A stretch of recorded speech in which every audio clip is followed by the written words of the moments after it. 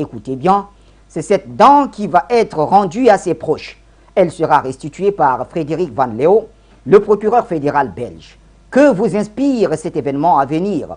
Au-delà de la symbolique, quel message s'y dégage? Sommes-nous dans la logique de la repentance après les regrets évoqués par le roi des Belges lors de sa visite la semaine dernière en RDC? La question reste posée et la réponse est dans quelques instants.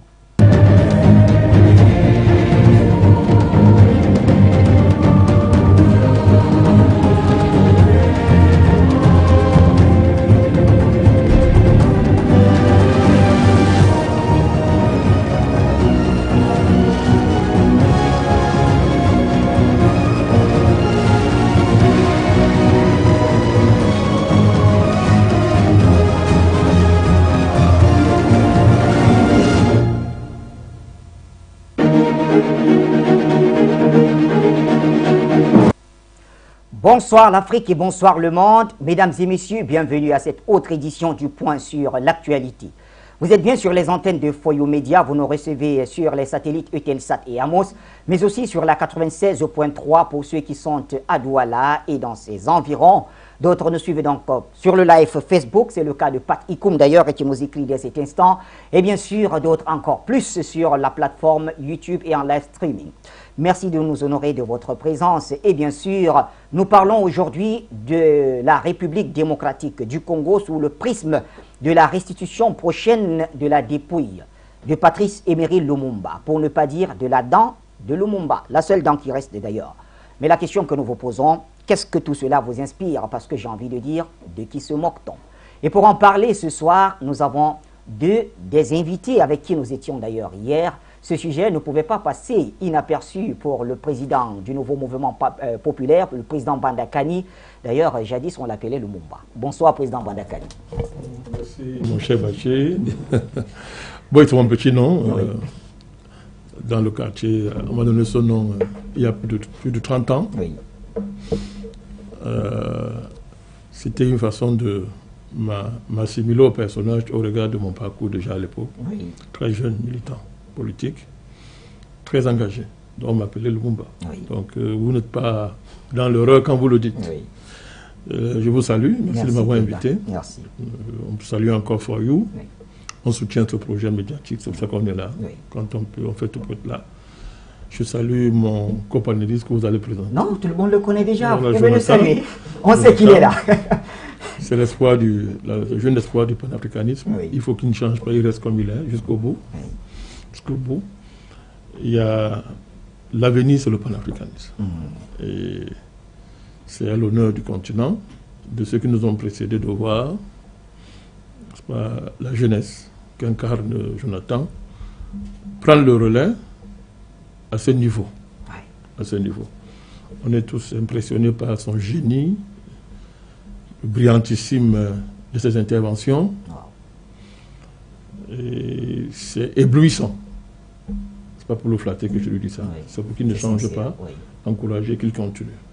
C'est très bien de voir que les générations se tiennent, et le combat continue malgré les coups que les petites gens, les petits occidentaux, malgré les complots des petits occidentaux, la dernière en date, c'est la sortie du petit ambassadeur français qui a pété les plombs. Il est devenu fou. Le panafricanisme le rend fou. Et à quelques jours de son départ, il est de plus en plus fou. Donc, Baché, merci de m'avoir invité. Merci d'être là, président Bandakani. Tout l'honneur, il est pour nous. D'ailleurs, aujourd'hui, on risque de vous appeler le Lumumba tout au long de cette émission. Jonathan Batengeni, bonsoir. Bonsoir, Baché Mohamed Ladan. Bonsoir à mon illustre aîné, président Bandakani du NMP. Oui. Nouveau mouvement populaire. On pourrait aussi dire MNC. Mouvement national congolais. Ah, d'accord. D'accord, c'est bon. Donc, c'est très proche. Oui. Et c'est toujours un plaisir que d'être là. Nous saluons tous les téléspectateurs, les panafricanistes, les auditeurs. Particulièrement, il y a deux que je vais saluer, M. Moussa Daïro et M. Abdoulaye, qui, depuis Bertois, sont en train de regarder l'émission actuellement. Et, ils sont tout le temps, ils sont des inconditionnels. Bachir, ce qu'ils disent, c'est qu'ils sont tout le temps en train de regarder l'émission, peu importe. Vous savez, quand on sort souvent là, on voit certains jeunes qui regardent la Champions League, eux ils disent, le Champions League c'est le panafricanisme. Wow. Nous saluons également les techniciens, la direction générale, les autorités de l'État du Cameroun, particulièrement les forces de sécurité et de défense qui veillent à l'unité et l'indivisibilité de notre cher et beau pays.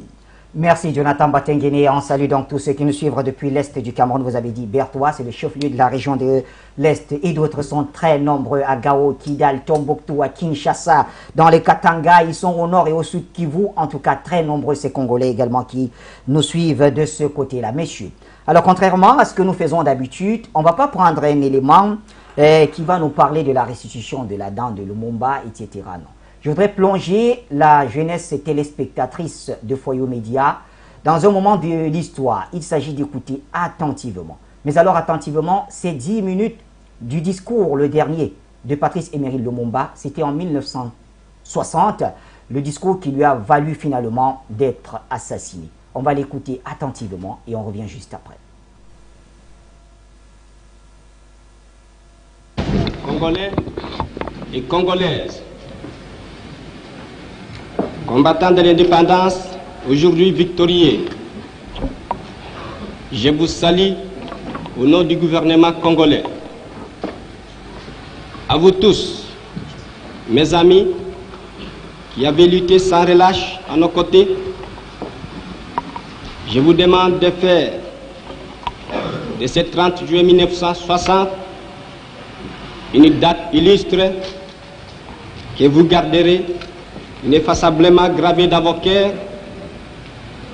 une date dont vous enseignerez avec fierté la signification à vos enfants, pour que ceux-ci, à leur tour, fassent connaître à leurs fils et à leurs petits-fils l'histoire glorieuse de notre lutte pour la liberté.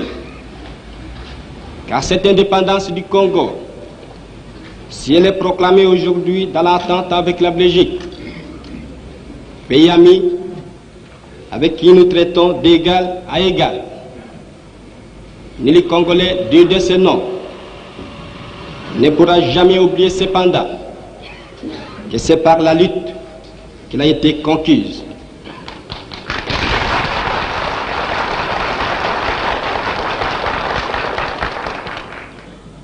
Une lutte de tous les jours, une lutte ardente et idéaliste, une lutte dans laquelle nous n'avons mélangé ni nos forces, ni nos privations, ni nos souffrances, ni notre sang.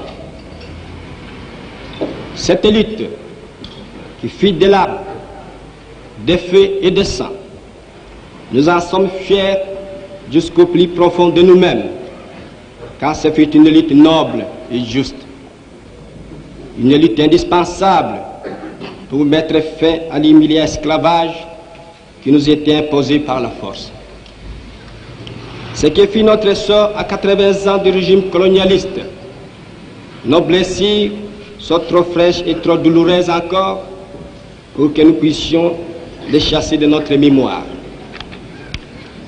Quand nous avons connu le travail harassant, exigé en échange de salaires qui ne nous permettaient ni de manger à notre faim, ni de nous vêtir ou nous loger décemment, ni d'élever nos enfants comme des êtres chers. Nous avons connu les ironies, les insultes, les coups que nous devions subir matin, midi et soir, parce que nous étions des nègres. Qui oubliera qu'à un noir, on disait tu, non certes comme à un ami, mais parce que les voix honorables étaient réservées aux seuls blancs.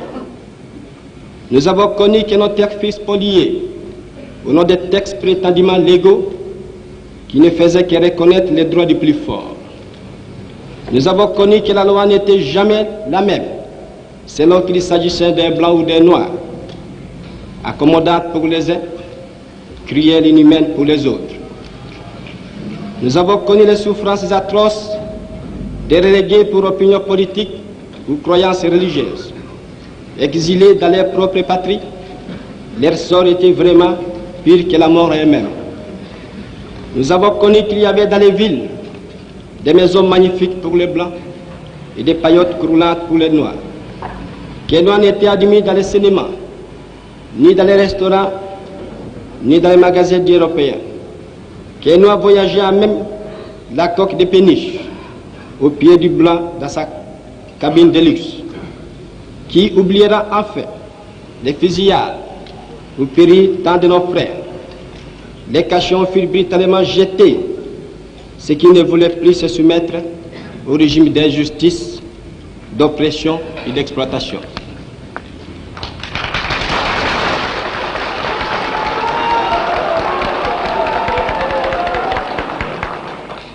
Tout cela, mes frères,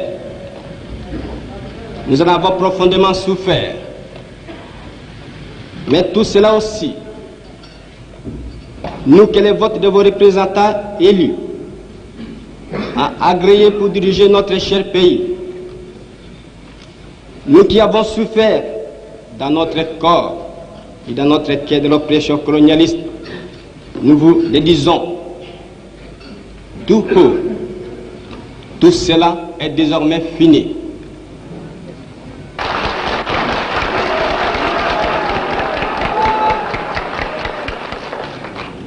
Nous allons montrer au monde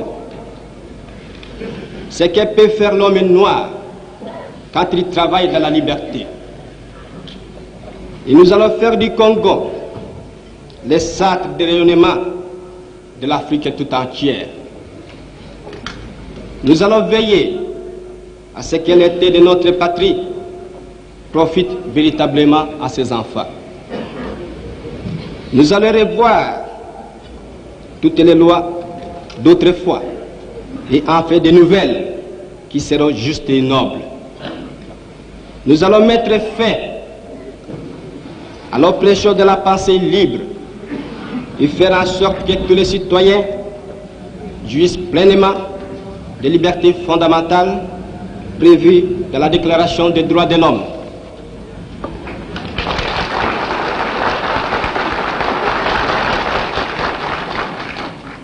Nous allons supprimer efficacement toute discrimination, quelle qu'elle soit, et donner à chacun la juste place que lui vaudra sa dignité humaine, son travail et son dévouement au pays.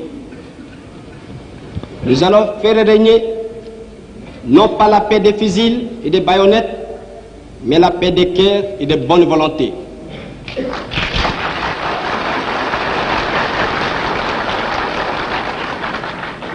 Et pour tout cela, chers compatriotes, soyez sûrs que nous pourrons compter non seulement sur nos forces énormes et nos richesses immenses, mais sur l'assistance de nombreux pays étrangers dont nous accepterons la collaboration chaque fois qu'elle sera loyale et ne cherchera pas à nous imposer une politique quelle qu'elle soit.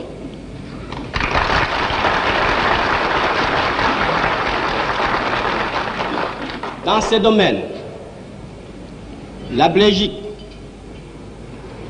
qui comprenant en fait l'essence de l'histoire, n'a pas essayé de s'opposer à notre indépendance, est prête à nous accorder son aide et son amitié, et un traité vient d'être signé dans ce sens entre nos deux pays égaux et indépendants.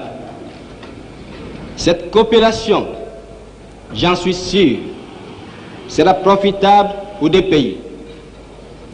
De notre côté, tout en restant vigilants, nous saurons respecter les engagements librement consentis. Ainsi, tant à l'intérieur qu'à l'extérieur, le Congo nouveau, notre chère République, que mon gouvernement va créer, sera un pays riche, libre et prospère. Mais pour que nous arrivions sans retard à ce but, vous tous, législateurs et citoyens congolais, je vous demande de m'aider de toutes vos forces. Je vous demande à tous d'oublier les querelles tribales qui nous épuisent, qui risquent de nous faire mépriser à l'étranger.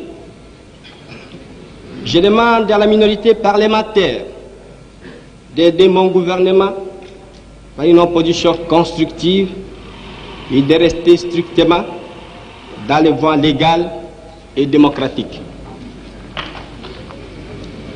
Je vous demande à tous de ne reculer devant aucun sacrifice pour assurer la réussite de notre grandiose entreprise. Je vous demande enfin de respecter inconditionnellement la vie et les biens de vos concitoyens et des étrangers établis dans notre pays. Si la conduite de ces étrangers laisse à désirer, notre justice sera prompte à les expulser du territoire de la République. Si par contre leur conduite est bonne, il faut les laisser en paix, car eux aussi travaillent à la prospérité de notre pays. L'indépendance du Congo marque un pas décisif vers la libération de tous les continents africains.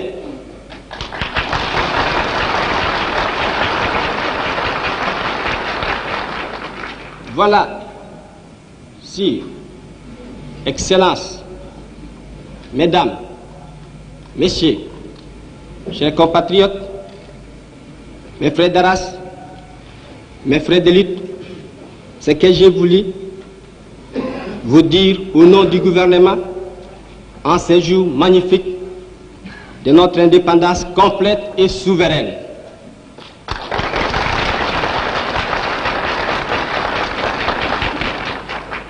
Notre gouvernement fort, national, populaire, sera le salut de ce pays. J'invite tous les citoyens congolais, hommes, femmes et enfants, de se mettre résolument au travail en vue de créer une économie nationale prospère qui consacrera notre indépendance économique. Hommage aux combattants de la liberté nationale. Vive l'indépendance et l'unité africaine. Vive le Congo indépendant et souverain.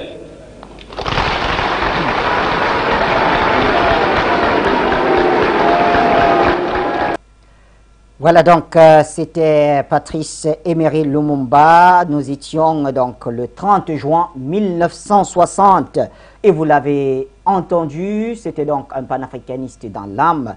Dans ses propos, à chaque fois, il ramenait tout vers l'Afrique. L'indépendance du Congo marque un pas décisif dans la libération de tout le continent africain. L'indépendance, vive l'indépendance et l'unité africaine, c'est donc les propos de Patrice Lumumba. Alors, Président Bandakani, le droit d'aînesse me fait me retourner d'abord vers vous, puisque là, on s'est replongé dans l'histoire. Patrice Lumumba, qu'est-ce qu'il représentait et qu'est-ce qu'il représente? Lumumba, c'est un peu Sankara, à la première heure. Je le dis en termes, vous voyez, Sankara, c'est plus qu'un héros, Sankara, c'est quelqu'un qui, c'est une étoile. En 4 ans, c'est-à-dire en très peu de temps, il marque le monde. Il a marqué le monde en très peu de temps. C'est-à-dire qu'en 4 ans, la quintessence de sa vie a résonné comme étant la récapitulation des millénaires d'existence d'un peuple, de tout un continent, qui s'est reconnu à travers lui. C'est-à-dire, il est en même temps le symbole de toutes les souffrances, de tous les martyrs, de tous les brimades, les crimes que le continent a subis. Et en même temps, il incarne la résistance, l'espérance et la capacité à faire mieux que les oppresseurs. Vous savez qu'un des problèmes de l'Afrique, c'est que les oppresseurs aiment toujours dire qu'on ne peut pas faire mieux que nous. Mais Sankara, il a incarné tout ça. Lumumba, c'est 2 fois. Je ne fais pas pédagogie, c'est 2 fois. D'abord, ce discours que vous venez de montrer par M. Bachir, les gens ne comprennent pas la résonance d'un tel discours dans le contexte mondial de l'époque. Les gens ne comprennent pas. Il faut se resituer dans le contexte mondial de l'époque pour comprendre ce que signifiait un tel discours et mesurer la hauteur et l'élévation de ce monsieur. C'est une réponse au petit voyou, au roi belge Baudouin, qui est venu célébrer son ancêtre Léopold II. C'est-à-dire dire que on vous fait cadeau de l'indépendance, montrez-vous à la hauteur. Si Lumumba n'avait pas fait ce discours, mon cher Bachir, c'est toute la mémoire historique du continent africain qui aurait été souillée et salie, qui aurait été détruite symboliquement. C'est-à-dire que le bourreau, et il faut comprendre ce que signifie Baudouin. Quand vous voyez Baudouin, vous voyez son père, Léopold II, son grand-père, c'est quoi, ça ne m'intéresse même pas. Ces criminels-là, ça ne m'intéresse même pas. C'est-à-dire que ce sont des criminels. Ils vont répondre de leurs actes, mon cher Bachir. Vous remontez à la conférence de Berlin, où les gens se sont partagés un continent qui n'était pas le leur. Oui. Vous voyez, donc Baudouin symbolise tout ça. On peut remonter jusqu'à Haïti. On peut remonter même plus loin. Vous voyez un peu. Baudouin incarne cette arrogance, ce mépris, ce racisme. C'est-à-dire ce caractère du blanc nazi, fasciste, qui n'a que mépris pour le nègre. Baudouin incarnait ça. Et il venait manifester ça en plein Congo. C'est-à-dire qu'il faut que les Congolais rendent hommage à Léopold II. Un bandit, un criminel, un assassin, qui est venu voler leur pays. Il faut qu'ils lui rendent hommage, qu'ils le célèbrent. Si le Lumumba s'était tué, mon cher Bachir, c'était la catastrophe. Il n'y avait aucun Congolais qui était en mesure de reprendre. Kasavubu, c'était un... Oui, il était assis, le président Kasavubu. Non, lui, il était un passif, un homme fade. Dans ta génération, il n'y avait que lui. Et il a pris ses responsabilités historiques. Il le savait d'ailleurs lui-même. Son sort avait été scellé par ce discours. Parce que Baudouin avait pris ça très mal. Il avait très mal pris ça. Ça se voyait même dans son regard, dans le comportement qu'il va avoir à la fin du discours, qu'il n'avait pas accepté ça. Pour lui, c'était l'outrage suprême. Lumumba le savait, il a pris ses responsabilités. Et toute la suite, jusqu'à son assassinat en 60, on va le tuer en 61, son assassinat quelque temps, tout son parcours, il a assumé ça, mon cher Bachir. Il a assumé ça. Mobutu, il ramasse ce type comme ça. C'était un journaleux, permettez-moi l'expression, parce que journaliste n'est pas journaliste, c'était un journaleux qui bricolait dans certains journaux à l'époque en Belgique. Lumumba a besoin d'un chef d'état-major, il regarde autour de lui, il n'y a personne. Il lui dit, toi, viens, je te nomme chef d'état-major. Voilà comment Mobutu commence l'histoire. Et il va s'illustrer par la trahison de celui qui l'a fabriqué. Vous connaissez l'histoire, je ne vais pas revenir dessus, mon cher Bachir. Bachir, jusqu'à aujourd'hui, aucun homme politique congolais ne s'est élevé à la hauteur de ce monsieur. Ça qui est grave. Il dit aucun. Ceux qui se réclament de l'humoumisme ne sont pas à la hauteur. Je salue ça. Je salue Lumumba Kabila Père, qui a continué dans cette trajectoire. Kabila fils a fait ce qu'il peut. Mais personne n'a à la hauteur. Ne parlons même pas de celui qui est là aujourd'hui. Parlons même pas de ça. C'est-à-dire, de M. Tshisekedi, personne, c'est-à-dire, le drame de la haine, c'est que personne n'a à la hauteur de ce monsieur. Les gens pensent que le Lumumba, c'est les commémorations, c'est les célébrations, comme ce qu'on est en train de voir, mon cher Bachir. Tout à l'heure, je vais y revenir. Pour dire que ce qui se passe là avec Saddam, c'est sa deuxième mort. Bachir, sa deuxième mort. Vous savez pourquoi c'est grave? Vous me le dites. C'est que même ses enfants jouent le jeu. Allez s'asseoir avec les Belges, des salopards belges. Comprenez ma colère. Hein? Oui. Allez s'asseoir avec les salopards belges. Des idiots qui disent que bon, on reconnaît notre responsabilité morale. Et puis bon, ok, vous avez demandé qu'on amène la dent de votre père. Bon, l'État congolais s'implique. Monsieur Tshisekedi passe à ministre de la Culture, font des discours pour dire que c'est un grand jour et qu'on va faire des tournées pour rendre hommage à Lumumba. Hein, ça commencera en Belgique, ça va continuer par des tournées, ça finit par un mémorial pour l'enterrer. Parce que nous disons, Lumumba dépasse ses enfants. Nous reconnaissons leur droit biologique à réclamer leur père. C'est leur droit, mais nous on fait la part des choses. L'héritage politique de Lumumba est un héritage qui dépasse le Congo. C'est un héritage mondial. Les Russes se réclament de Lumumba. En Amérique latine, les gens se réclament de Lumumba, de sa pensée politique, de son histoire. Ça dépasse le cadre de sa famille et de ses enfants. À dépasse, bon, c'est qu'il ne même pas son niveau. Son père était parmi les traîtres. Il avait dit qu'on a enfin eu le crapaud. Le père de Tshisekedi avait dit on a enfin attrapé le crapaud. Il était dans le compo. Et vous savez que M. Tshisekedi veut faire de son père héros national. Ça fait rire, ça fait pitié. Pitié. Donc vraiment qu'il laisse ça. Lumumba est au-dessus de la RDC. Je veux bien qu'ils s'en réclament, c'est leur fils. Ouais. Mais ils ne sont pas à la hauteur. Mon cher, ils ne sont pas à la hauteur. Donc ils finissent de faire ça. Quand ils vont finir leur part, nous les panafricanistes, on va continuer. On va continuer. Parce qu'il faut qu'on dise qui a dissous le corps de ce monsieur dans l'acide. Pourquoi c'était... Où est son corps? Où est son corps, mon cher Bachir? Vous voyez comment les Africains ne sont pas sérieux, mon cher Bachir? Ils ne sont pas sérieux. Lumumba n'a pas besoin de mémorial. C'est pas ça qu'il va apporter. Il est connu dans le monde entier. Oui. Il n'y a pas le mémorial. Il a besoin qu'on continue son projet politique. Il a besoin qu'on mène, c'est-à-dire qu'on conduise le combat qu'il a commencé, Bachir, dans son entier aboutissement. Vous comprenez? Ce n'est pas le cas. Il s'est battu pour l'unité, l'indépendance totale de la RDC. Vous avez vu son discours. Oui. Ce n'est pas le cas. Les Tshisekedi comme ça ne sont pas à la hauteur, ça ne les intéresse même pas. Ils font du cinéma, ça ne les intéresse même pas. Vous comprenez? Donc ce genre de cadeau qu'on fait aux Belges et aux Américains, Bachir, ça fait pleurer. Les panafricanistes n'accepteront jamais ça. N'allons jamais l'accepter, mon cher Bachir. Et nous le disons de façon claire. Oui. Tout ce qui est fait là, s'ils croient que, parce qu'ils ont des droits biologiques sur lui, ça suffit, ils me font rire. Tout ce qui est fait là, là-dedans qu'on vient de mettre avec les Belges, tout ce cinéma, ce mémorial-là, ça n'engage pas l'Afrique. Ça n'engage pas l'humanité. On arrivera à cette... Ça n'engage pas, tout à fait, mon cher Bachir. Ça engage ses enfants, ils ont le droit de faire ce qu'ils veulent avec leur père.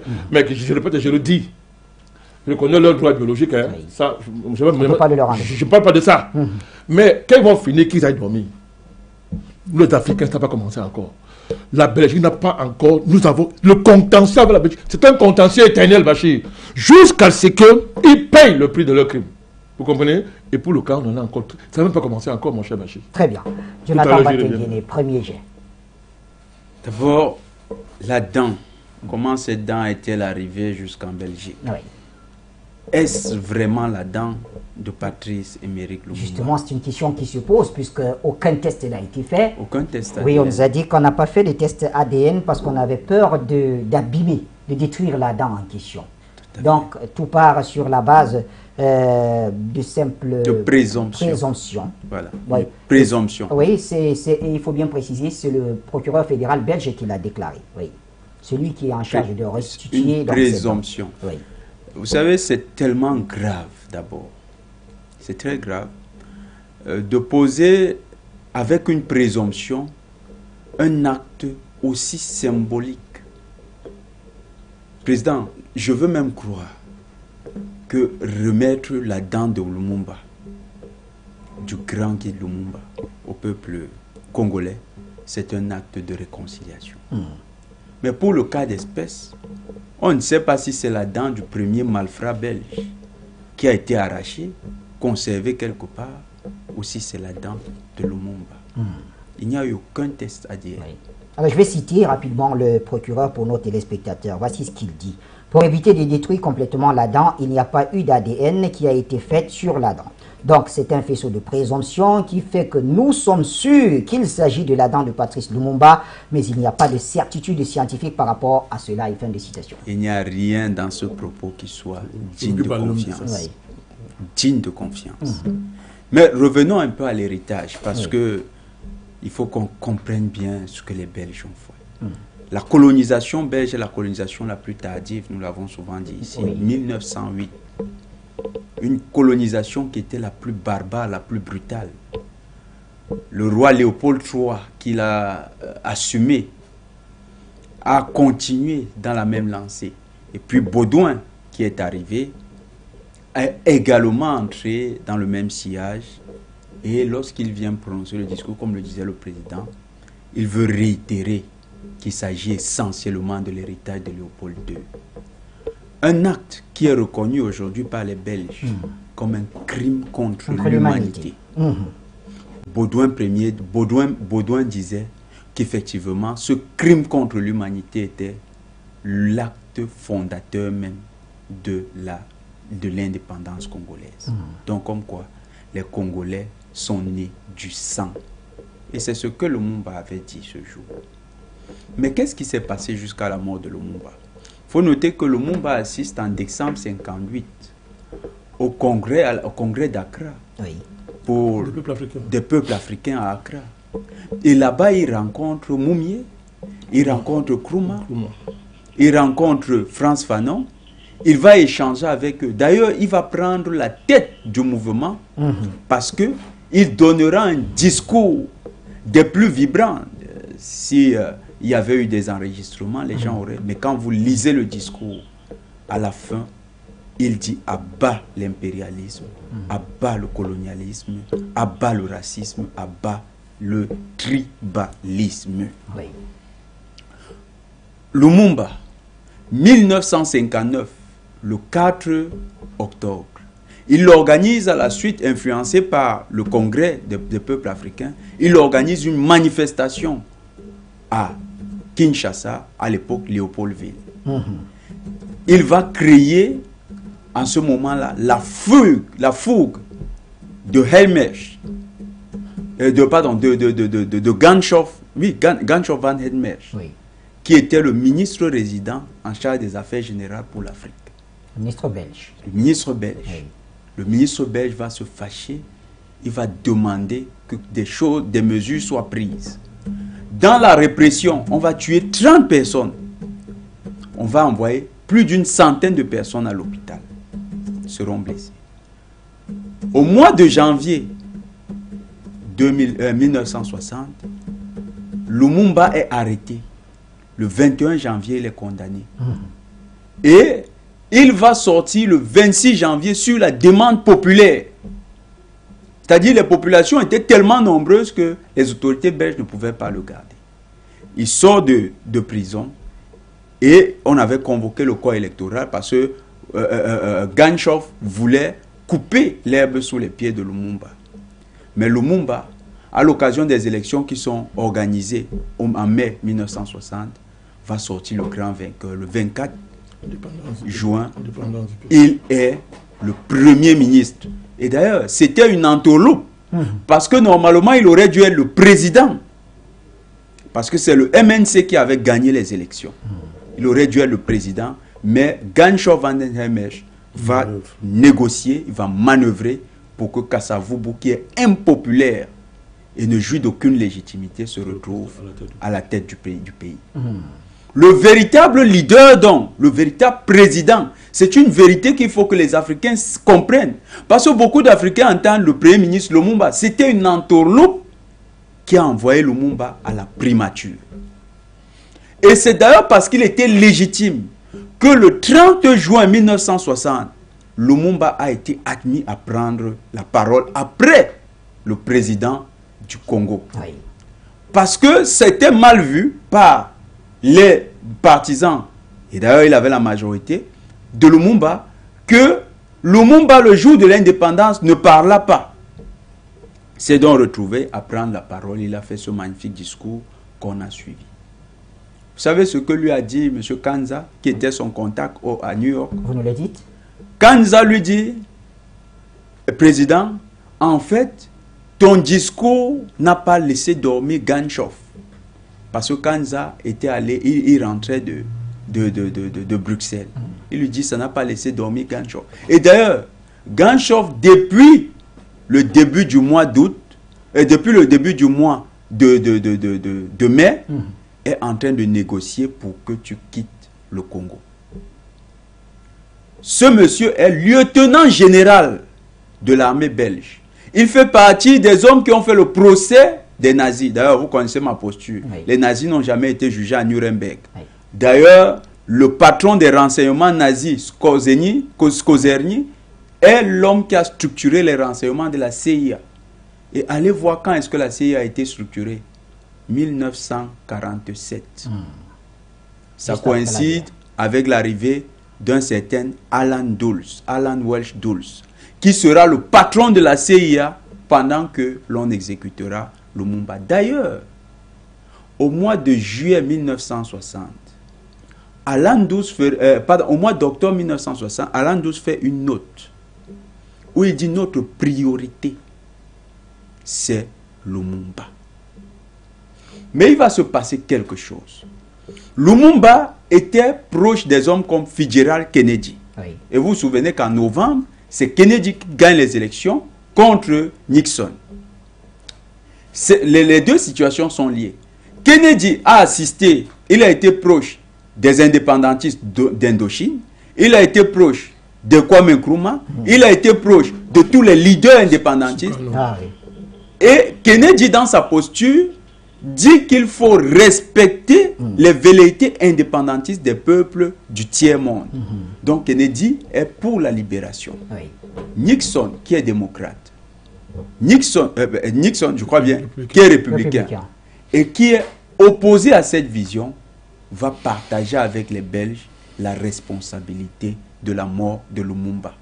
Lumumba sera donc évincé du pouvoir le 14 septembre 1960 par un agent de la CIA qui a la nationalité congolaise, qui s'appelle Laurent Désiré Mobutu. Et Laurent Désiré Mobutu sera aidé, Joseph Désiré Mobutu sera aidé par un agent de liaison entre le gouvernement belge et la CIA, M. Gérard Saut, qui est lui-même un commissaire au niveau de la Belgique. Et c'est ce monsieur, dans l'interview, qui dit qu'il a la dent de M. Lumumba. Il explique les conditions dans lesquelles. Parce que vous savez qu'il y a le temps de transition aux États-Unis. Quand Nixon est battu aux élections, alors, on va aller vers la chute. Oui, Lumumba me harcèle déjà. Non, c'est très important. Oui, Lumumba doit prendre le pouvoir. Kennedy doit prendre le pouvoir au mois de janvier. Il doit prendre le pouvoir précisément le 21 janvier 1961. Nixon, avec Alan Dulles et monsieur Hemmers, vont manœuvrer pour que Lumumba soit tué le 17 janvier, quelques jours avant la prise de pouvoir de Nixon. Les États-Unis, la Belgique, la France, parce que même la France de De Gaulle a pactisé avec la Belgique en matière de renseignement. La France de De Gaulle a pactisé avec la Belgique dans la mort de monsieur Lumumba. Quand donc le président, le roi des Belges, revient avec la dent, quelques années plus tard, et dit « je vous remets la dent », y a-t-il eu des réparations? Y a-t-il eu une demande de pardon? Y a-t-il eu une situation de compensation du point de vue de la mémoire, un travail sur la mémoire, comme on a vu avec les nazis? Est-ce qu'il y a eu un tribunal qui a jugé les auteurs de la mort de Lumumba? Imaginez-vous, Bachir, et c'est là je vais sortir par là, que quelqu'un rentre chez vous, exécute vos parents, il les exécute sans raison, il vous dit juste qu'il est leur adversaire, et il sort avec leur corps, il s'en va les enterrer là où il veut, il vous dit qu'il a fait disparaître les corps. D'ailleurs, vous ne savez pas, vous apprenez ça dans des rumeurs. Et un beau matin, il débarque chez vous avec une dent. Il dit ça, c'est la dent de votre père. Bachir, quel sera le sentiment réel que vous aurez? Sera-ce un sentiment que cette question soit posée à réparation ou bien ça sera un sentiment de colère parce que vous vous sentez abusé, mais encore nargué par le criminel de vos parents? Celui qui a donc gardé la dent de Lumumba et qui l'a exécuté, pour ne pas dire acidifié, c'est Gérard Soeter, donc c'est son nom. Gérard Soeter. Il est commissaire et agent de liaison de la CIA en Belgique. Ok. Jean Sapono est en attente depuis quelques minutes, président Madakani. J'aurais bien voulu venir vers vous. Jean a longtemps attendu. On lui donne la parole. Je viens vous argumenter également avant de retourner vers nos téléspectateurs. Jean, bonsoir. Bonsoir, Bassi. Bonsoir à vos invités. Bonsoir encore, Madakani. Bonsoir, Jonathan, aux techniciens, à tous ceux qui écoutent For You Media. Bachi, le problème que vous apportez sur la table aujourd'hui est très de taille. Et ça rentre dans notre humanité en tant qu'Africains. Parce que notre humanité a été méprisée depuis longtemps et grâce au temps que nous vivons aujourd'hui, nous comprenions, nous avons beaucoup de compagnons qui comprennent effectivement que nos ennemis sont toujours là. Leurs enfants perpétuent et continuent l'œuvre que leurs parents avaient commencé. C'est vrai, Badakani vient de souligner, c'est un problème un peu familial, mais si c'est seulement familial, qu'il n'y ait pas de tohu-bohu autour de ça, d'une façon internationale, d'une façon, c'est pas quoi, pour nous faire croire quoi que ce soit. Parce que le contentieux est toujours là, Badakani.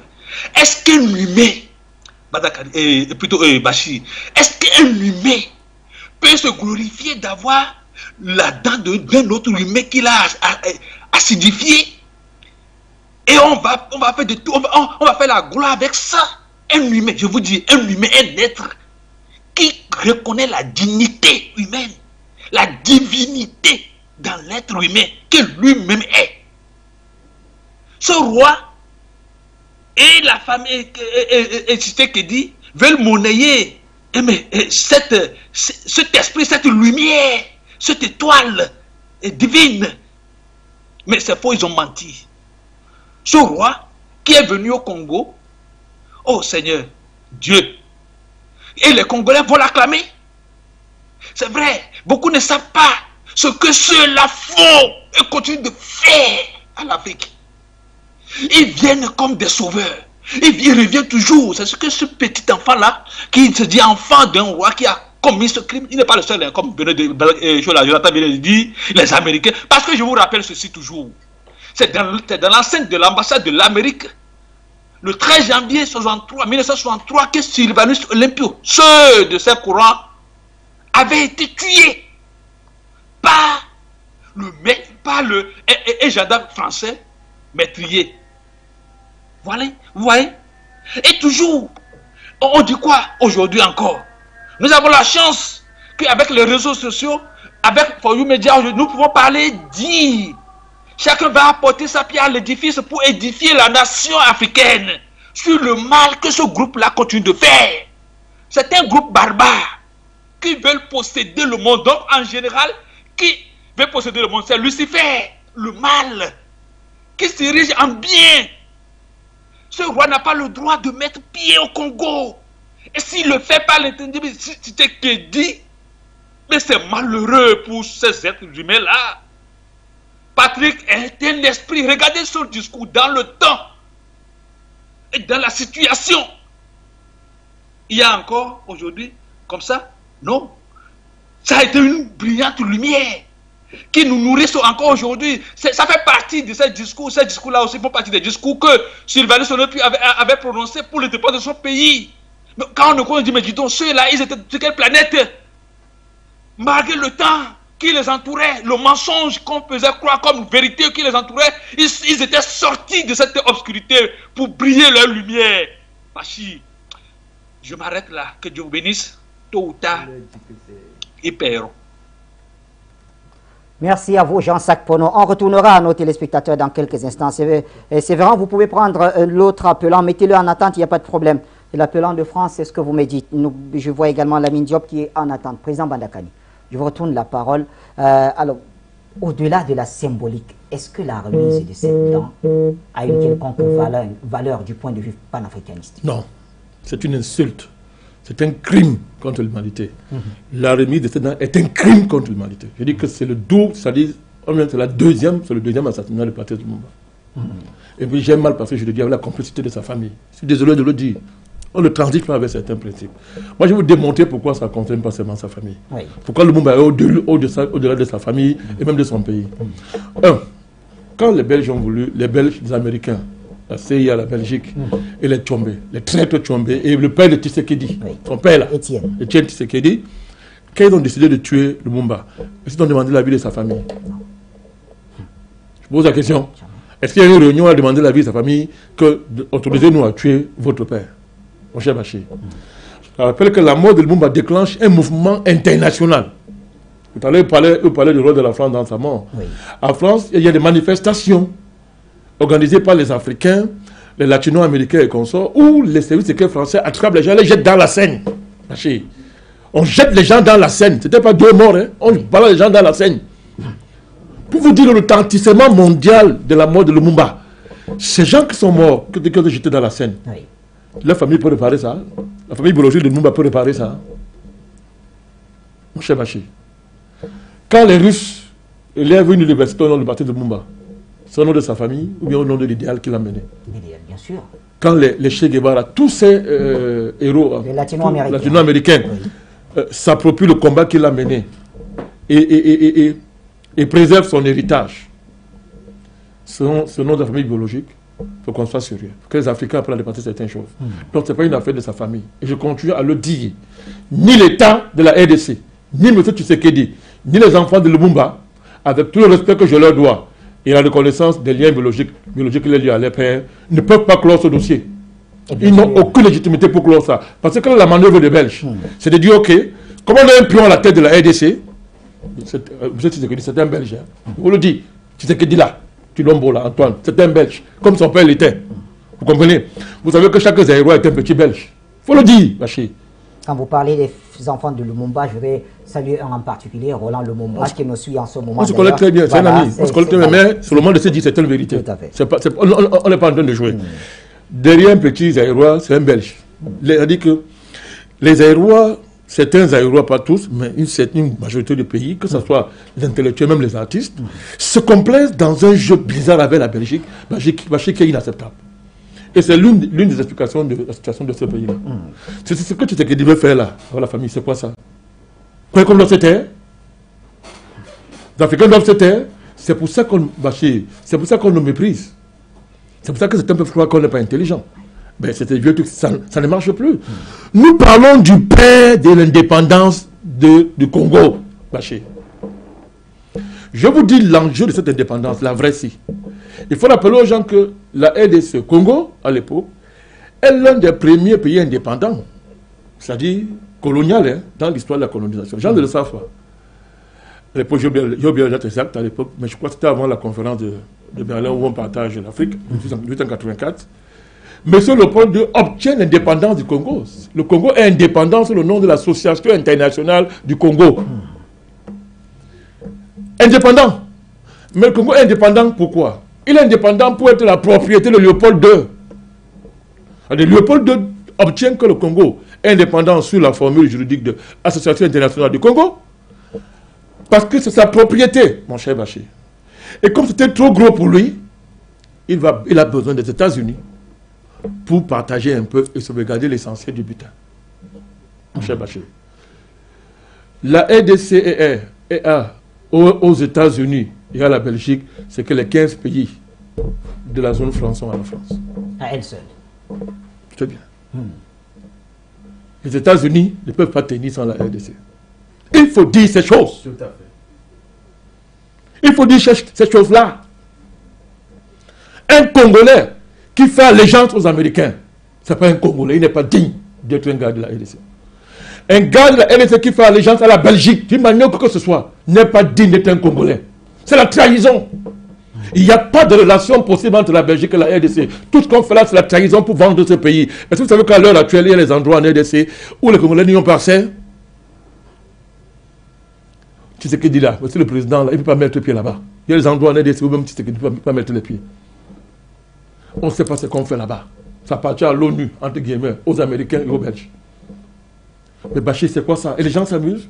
Donc, la deuxième indépendance, la vraie, vous voyez donc l'enjeu, quand vous mettez cette indépendance en rapport avec la première indépendance du Congo, qui est une indépendance qui n'engage les Congolais en rien, en fait, il s'agissait de consacrer l'arrachement, le fait qu'on ait arraché leur pays pour donner ça. Un voyou, qu'on appelle Léopold II, un criminel, Lumumba est celui qui pose sur la table de l'histoire mondiale, Bachir, pour la première fois, dans des termes de dignité, en hommage aux héros africains, à toute la geste héroïque africaine, il s'appelle Lumumba. C'est lui qui pose ça sur la table, mon cher Bachir.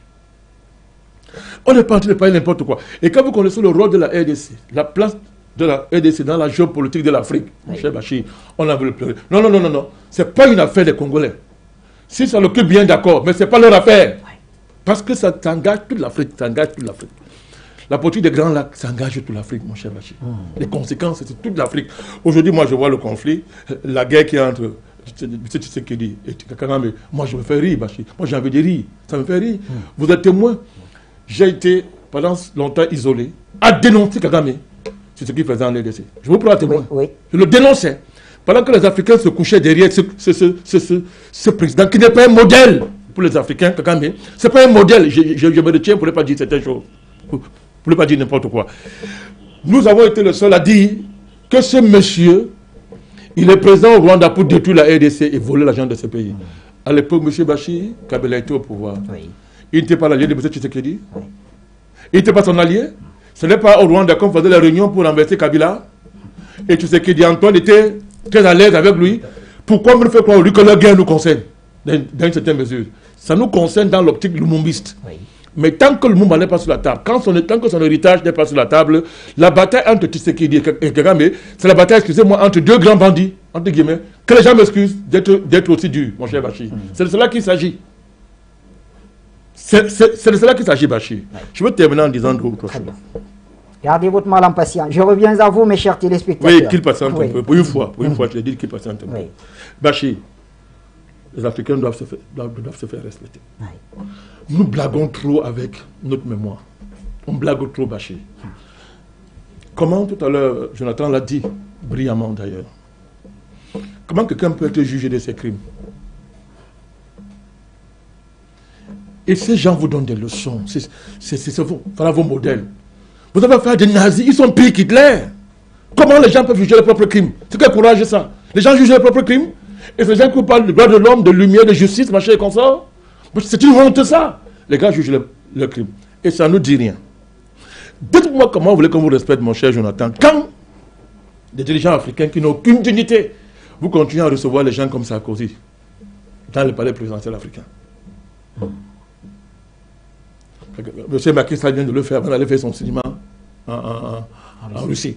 Nous avons laissé passer parce qu'il fallait gérer l'enjeu russe. C'était l'Union africaine. Même pas l'Union africaine. Il y avait beaucoup d'intérêts qui étaient en jeu pour nous, les panafricanistes. On a laissé faire. Mais Macky Sall, on le suit de très près. Il n'est pas intelligent que nous. Comment un Africain qui est digne de ce nom peut recevoir Sarkozy dans son palais? Il avait déjà reçu le fils de Soros. Comment? Voilà, ça vous montre à qui vous avez affaire, mon cher Bachir. Bachir, dites-moi comment on peut expliquer le rapport de certains hommes politiques africains à des médias comme France 24 et RFI. Moi, je n'ai pas cité. Comment est-ce que les gens peuvent bombarder votre pays? Et quand ils bombardaient votre pays, RFI, France 24 maudissaient le pays, mentaient, ont menti pour justifier ces crimes-là. Et vous courez pour aller faire des interviews à France 24 et à RFI. Comment voulez-vous qu'on vous respecte? Mon cher Bachir, comment voulez-vous qu'on vous respecte?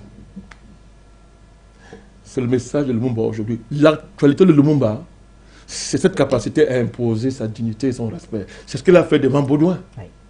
Parce que s'il n'avait pas fait, c'était la mort de son pays, mon cher Bachir. C'est-à-dire que, même mort, ça valait la mort. Voilà pourquoi, même ayant été tué, il est plus important aujourd'hui que tous ces présidents qui s'agitent en RDC.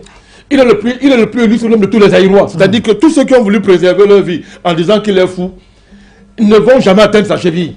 Vous comprenez, Bachir? Pour vous dire qu'il y a des moments où le sacrifice vaut mieux même que la vie, qui n'est pas une vie, mon cher Bachir. Et le message que le monde nous donne aujourd'hui, c'est ce message-là. Le message de l'intransigeance face à la dire que devant, on ne négocie pas sa dignité. On ne négocie pas les intérêts supérieurs de son peuple, mon cher Bachir. On ne fait pas de compromis face à des nazis et des racistes qui n'ont qu'un seul projet pour vous que de vous exterminer. Très bien. C'est ça l'actualité du combat de Lumumba. Merci, Président Bandakani. Et j'ai pu lire la une d'un journal dans la vidéo que nous a présentée Sévérin Tchouba aujourd'hui. Et la une disait: le peuple a fait justice, Lumumba est mort. Eh bien, c'est triste. En tout cas, donnons la parole à nos téléspectateurs. On va essayer d'aller avec 2 minutes, s'il vous plaît. Ça permettra qu'on prenne 3 ou 4 personnes avant de revenir un dernier tour sur le plateau. Alors, c'est Zerfel ou c'est Delphin? Zerfel d'abord, d'accord, depuis l'Allemagne. Bonsoir Zerfel. Ok, bonsoir Bachir, bonsoir à vos invités. Merci. Et d'abord, je vais remercier le président Batakani qui vient de dire quelque chose qui était vraiment sur mon cœur, qu'il vient de dénoncer. J'aime l'historique, hein, j'aime bien l'historique. Mais le temps de l'historique, quand c'est passé, on passe à autre chose. Parce que présentement, ce que ce monsieur, le président de ce grand pays, il vient de faire, il a marché sur le sang des Congolais. Comment le petit-fils de ce monsieur qui vous est antérieur, qui a tué votre président, qui a fait du mal à vos citoyens, à vos parents, il vient encore piétiner encore la mémoire de ce monsieur qui est encore vivant parce qu'il a des enfants au Congo. Donc, en voyant ce truc, parce que le président Badangani a dit tout à l'heure que Sarkozy va en Côte d'Ivoire. C'est pour dire que quand on voit Sarkozy, moi je vois Sarkozy en Côte d'Ivoire, c'est comme si il avait encore tué chez mes frères qui sont morts par cette armée française. Et si on les enlevait encore dans leur tombe pour les tuer. Alors vraiment, j'ai le cœur sur le cœur. Merci, le président Badakani. Ce que vous venez de dire, c'est ça. Parce qu'il faut s'adresser à ceux qui nous font du mal. C'est-à-dire que le monsieur, le président qui est là, qui a reçu ce disant roi, mais quand son père, c'est qu'on l'a dit, s'il était intelligent, il n'était pas venu au Congo. Et puis moi, j'ai dit aux Congolais. Par là, nous sortons. L'histoire. Ouais, je sors par là. J'ai dit aux Congolais, il est temps de déposer les micros et les guitares dans les maisons pour défendre leur pays. C'est le moment. Il n'est pas... Parce que quand ils courent pour aller en Chine, pour aller acheter de n'importe quoi pour venir s'habiller, parce que les Chinois sont partis au champ et ils sont revenus avec de bonnes affaires. Alors, il faut que ceux-là, ils gardent leurs micros et les guitares dans les maisons pour défendre leur pays. Je m'arrête là, merci. Allez, merci Ziafel d'avoir été bref et précis. Delphin, cette fois-ci, depuis Gitega, tout à côté de la RDC d'ailleurs. Delphin, cher ami, vous avez la parole. En 2 minutes, je vous en prie. Bonsoir mon cher frère Bachir. Donc, comme je n'ai que 2 minutes, je vais être bref. Je salue les invités sans les citer. Ils me connaissent et je les connais. Je vais vous donner mon sentiment face au sujet qui nous occupe ce soir en vous rappelant une anecdote. Et donc tout le monde sait, je pense, je n'ai pas besoin de rappeler qu'à l'époque, le Burundi et le Rwanda ont été associés dans une entité créée spécialement pour l'occasion par la Belgique. On nous appelait alors le Rwanda-Urundi et nous avons été incorporés de force dans ce qu'on appelle aujourd'hui le Congo belge. Donc nous avons subi aussi des choses de la part de ces criminels de guerre, comme le roi actuel et son grand-oncle Léopold II. Donc en 2016, après le coup d'État avorté en 2015 contre les autorités de Bujumbura, à l'époque nous n'avions pas encore changé de capitale, nous avons changé justement de capitale suite à cet incident. Eh bien, l'épouse du roi Philippe a été envoyée, exactement comme Philippe et son épouse sont en ce moment du côté de Kinshasa. Eh bien, tenez-vous bien, cette reine a été séquestrée par les autorités burundaises. Je m'explique. La police burundaise a eu ordre d'encercler l'ambassade de Belgique à Bujumbura pour que cette reine n'ait pas l'autorisation de circuler dans la capitale. Ce jusqu'à ce que son avion soit revenu la reprendre pour la ramener du côté de Belgique. Personne parmi les bavards, soi-disant démocrates habituels, n'a couvert cette actualité, parce que ça aurait été une grande honte pour eux. Mais voilà comment le Burundi a accueilli la famille royale de Belgique. Et comme mon aîné Bandakani, quand je vois ce qu'est en train de faire la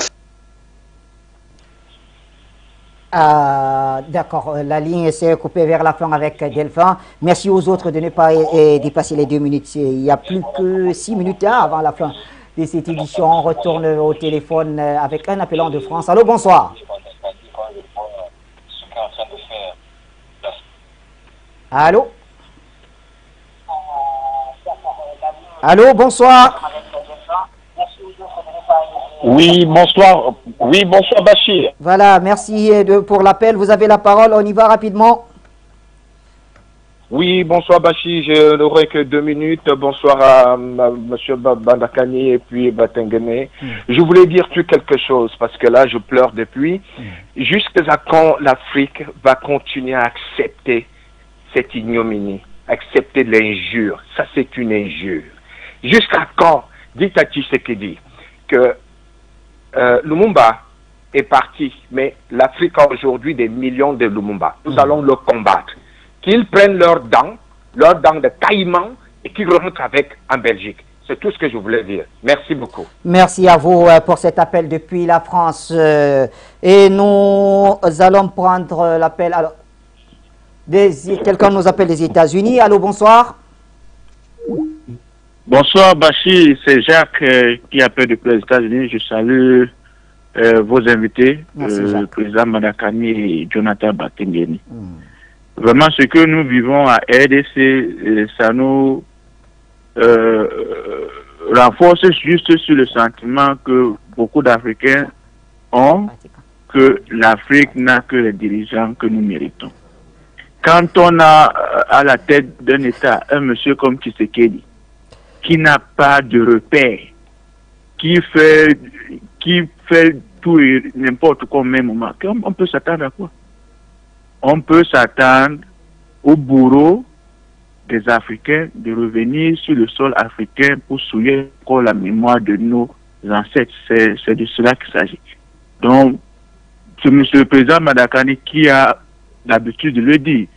C'est une honte d'avoir un président comme Tshisekedi à la tête de cet État continent qui renferme l'histoire de tout le peuple noir africain. Vraiment, c'est une honte. Je m'arrête à ça pour donner la parole aux autres. Merci et bonne continuité. Merci à vous, très cher Jacques, depuis les États-Unis d'Amérique. Alors, je n'ai pas bien suivi. Qui d'autre? Lamine Diop, d'accord. Lamine Diop, bonsoir. Bonsoir, M. Bachir. Bonsoir à l'ensemble des panélistes participants à cette thématique ainsi que votre jeu technique. Bonsoir aussi à l'ensemble des téléspectateurs et auditeurs de Foyou. Je reste dans le sillage de M. Bandakani et M. Batengene à propos de la thématique. Et autrement dit, mon cher Bachir, la situation actuelle de la RDC serait burlesque si elle n'était pas tragique. Puisqu'en somme, l'entourage politique de Tshisekedi, y compris la classe dirigeante congolaise et certains intérêts financiers, tout ce monde se partageant ainsi une bonne partie de la manne des ressources minières et naturelles du pays, veulent représenter une gouvernance fantôme ou improductive, développant tout naturellement une sorte de syndrome de Stockholm vis-à-vis des Occidentaux en général. Faute de s'y être associé sur les fondamentaux d'un peuple et d'un drapeau, c'est-à-dire la notion de l'identité et de l'historiographie d'un peuple, que ce soit une présidence improductive, sincèrement c'est une évidence. Personne ne pouvait s'attendre à un autre résultat de la visite du roi belge la semaine dernière à Kinshasa que celui-ci, lamentablement, médiocrement humiliant, arrogant et méprisant, qui est la restitution d'un fragment d'ADN d'un grand homme politique nationaliste africain assassiné ignoblement par les mêmes banderas belges et américains. Bon, devant ça, le crime, l'atrocité commis par ces criminels sur la personne de ce digne fils congolais, Patrice Lumumba, seront excusés et occultés. C'est ainsi. Ce travail a été possible grâce à la classe dirigeante actuelle de la RDC sous la houlette catastrophée de Tshisekedi. Et c'est cela qu'ils vont désormais appeler politiquement en RDC la politique des petits pas vers l'apaisement et la réconciliation avec le passé, avec son passé colonial. Vraiment, ce qui se passe dans la perception sociologique, morale et identitaire de la classe politique dirigeante et certains intérêts financiers, et aussi l'opinion publique congolaise, elle n'est pas du tout innocente dans cette affaire-là, est foncièrement consternée. Où sont-elles la dignité et l'historiographie identitaire et culturelle des Congolais? En toute sincérité, je crois qu'on est dans un système complètement aberrant, esclorésé, corrompu, bureaucratique, inefficace et intentionnellement amnésique de sa propre identité. Très bien. Et d'ailleurs, on peut dire pour comparaison entre pays, comment jugeriez-vous l'attitude de l'État français vis-à-vis du cas Ali? Merci à Lamine Diop. En tout cas, ne vous en faites pas, c'est un sujet qui reviendra donc samedi dans le cadre de l'international avec Sike Ndoumbe. Prenons donc le dernier appelant, vraiment le tout dernier, c'est Abou. Il nous appelle d'Angleterre comme toujours. Bonsoir Abou. En 2 minutes, avec vous, on referme le standard. Bonsoir, mon très cher frère Bachir Laden. Je suis tellement content de te revoir ce soir. Sans toi, en tout cas, salut avec beaucoup de déférence, d'amour, de paix, de joie. Je salue ta Dream Team, le président Badakani que j'adore et son fils Jonathan que j'adore. Bachir, je salue tous les techniciens et le PDG de la nouvelle chaîne For You Media et tous les appelants. Une fois que j'ai dit cela, en ce qui concerne la problématique de ce soir, c'est ce que nous panafricanistes, nous avons l'habitude de dire que c'est seulement qu'en Afrique, on voudrait qu'on se contente seulement d'un pardon symbolique. Alors que dans les autres cieux, on fait toujours ce qu'on appelle la réparation. Et il y a toujours jugement. Et il y a toujours coupable. Et il y a emprisonnement. Mais en Afrique, on voudrait que les crimes soient pardonnés seulement de façon symbolique, avec un pardon symbolique. Et nous disons que ce qui se passe entre la Belgique et le Congo actuellement est inadmissible en ce plein 21e siècle, quand nous savons le poids que Patrice Lumumba représentait pour l'Afrique. Il faudrait qu'il ait un procès et que tous les coupables, comme on l'a vu, tous les coupables du génocide juif, de soi-disant holocauste qui s'est passé pendant la guerre mondiale, on est allé déterrer des ossements et les juger même à titre posthume. Donc c'est clair que nous sommes des êtres humains à part entière. Nous aussi, nous avons besoin un jour que justice soit faite et que réparation soit faite. Donc on est contre le fait que la dent soit rendue au Congo sans autre forme de justice et sans autre forme de réparation, mais juste qu'on se contente d'un pardon symbolique. Nous disons que ça, ce n'est pas juste, parce que la réciprocité n'allait jamais se tenir. Imaginez-vous si un noir tue un blanc, on va aller jusqu'à la justice et on va toujours indemniser la famille de ce blanc-là et même le pays d'origine de ce blanc-là. Donc, il faut que la réciprocité en ce plein 21e siècle-là aussi soit de mise. Donc, on est contre cette dent. Merci à monsieur Abou qui nous appelait depuis l'Angleterre. Séverin Mehdi, il y a la seule dame parmi tous ces appelants qui insiste d'ailleurs, Madame Cissé. Donnons-lui la parole, messieurs. Madame Cissé, bonsoir depuis la Côte d'Ivoire. Bonsoir Bachir et bonsoir Batengene et bonsoir à Bandakani. Bachir, j'ai écouté tout ce qui a été dit, vraiment, j'ai le cœur qui saigne. C'est-à-dire, c'est avec peine que je prends la parole ce soir, j'aurais pas dû parler, mais ce qui se passe en RDC nous interpelle. Et je vais rebondir sur ce que a dit Zefel. Nous aimons bien la rumba congolaise, mais il est temps que on dépose aussi les guitares, parce que ce qui est en train de se jouer, il s'agit de l'avenir de la RDC. Quand un chef d'État, il connaît les enjeux qu'il y a en RDC, il va faire appel, dès son élection, il va faire appel aux Occidentaux, aux Belges, il va à l'ONU, il va aux États-Unis appeler les Occidentaux de venir investir dans son pays. Et c'est la France même qui est en train de, je crois, informer les militaires congolais. Et pourquoi on est surpris? On ne doit pas être surpris, c'est la suite logique qui est là.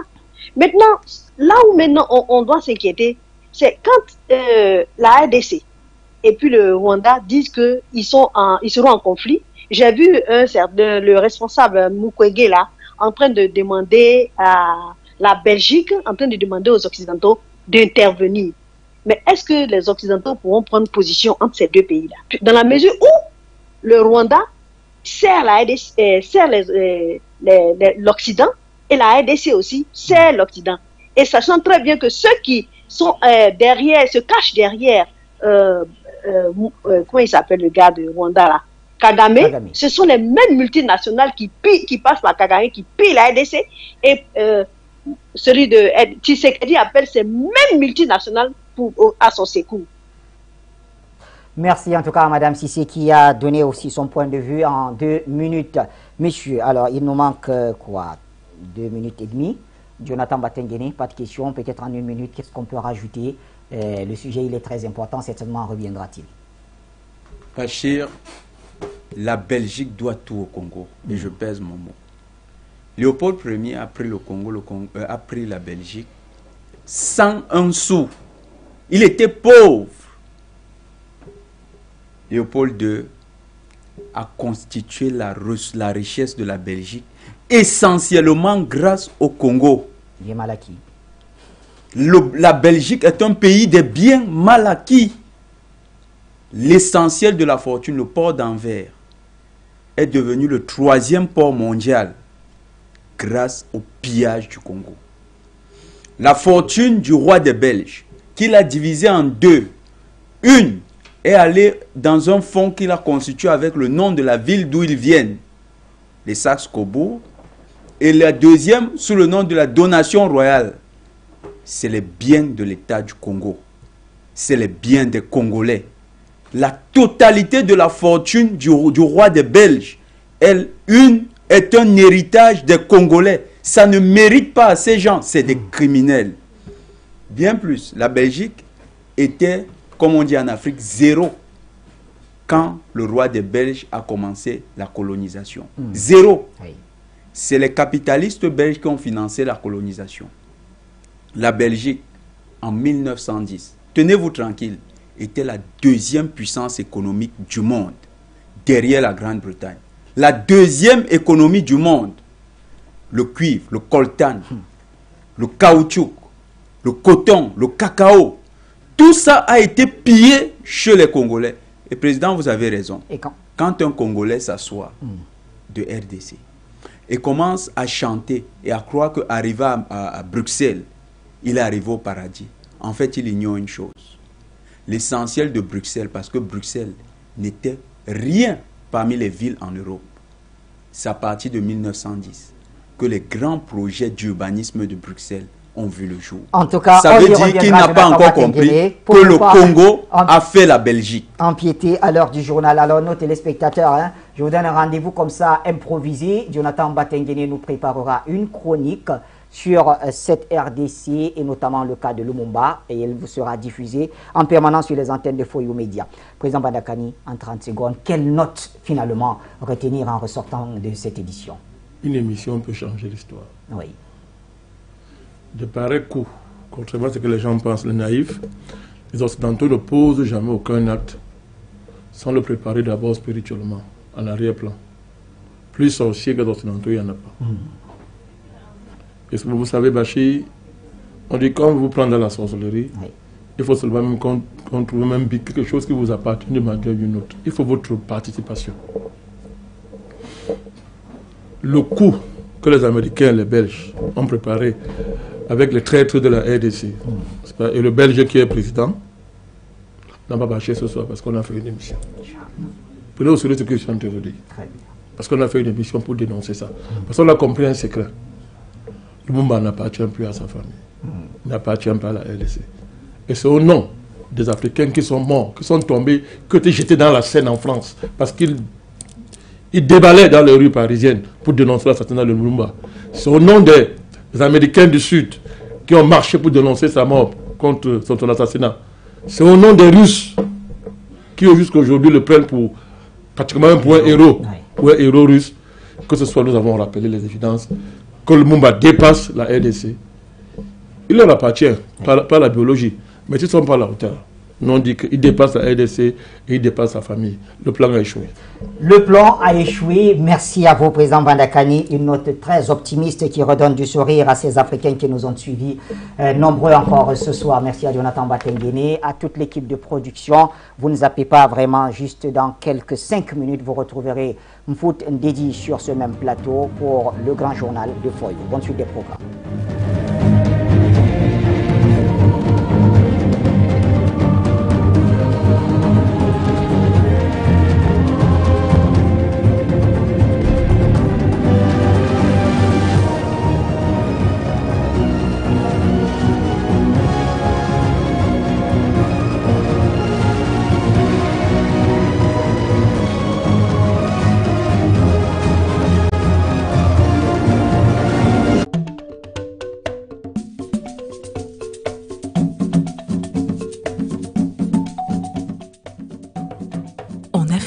Chaque jour a une sagesse. Un joli visage et de beaux vêtements ne font pas le caractère. Proverbe congolais. En Afrique, chaque jour a une sagesse.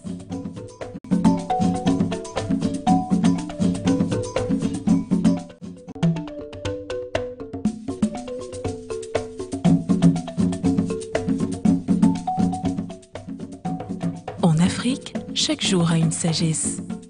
Que disent les sages aujourd'hui? Quand on porte un enfant, il ne sait pas que la route est longue. Proverbe camerounais. En Afrique, chaque jour a une sagesse.